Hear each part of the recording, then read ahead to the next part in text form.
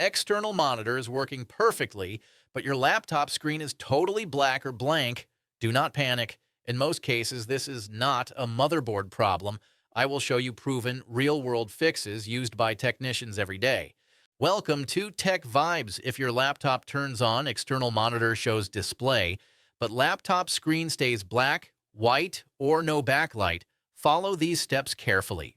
Step 1. Check display output mode. Press the function key plus the display switch key. Common keys are F4, F5, F7, or F8. Press once, wait 3 seconds, press again, wait. Many laptops are set to external display only by mistake. Step 2. Brightness and backlight check. Increase brightness using function key plus brightness up key. If the screen is very dark but image is visible under torchlight, backlight is not working. This usually means inverter or LED backlight failure. External monitor still works in this case. Step 3. Update or reinstall graphics driver. Right-click Start menu. Open Device Manager. Expand display adapters. Uninstall graphics driver. Restart laptop.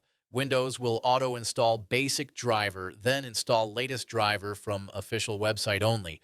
Wrong driver often causes internal screen detection failure. Step 4. Check lid close sensor. Many laptops have magnetic lid sensors. If sensor is stuck, laptop thinks lid is closed. Use small magnet near palm rest area to test.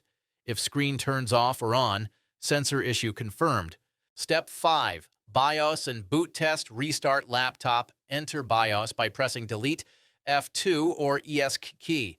If BIOS appears on external monitor only, internal display cable may be loose or damaged. If BIOS shows on laptop screen, Windows software issue confirmed.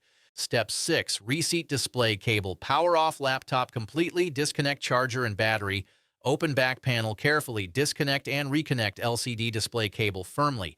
This fixes many cases caused by shock or hinge movement. Step 7. Test with safe mode. Boot into safe mode. If laptop screen works in safe mode, graphics driver conflict is the root cause. If none of these steps work, LCD panel itself may be faulty, but in most cases, cable, driver, or settings fix the problem. Follow steps exactly, like, share, and subscribe to Tech Vibes for real technician solutions.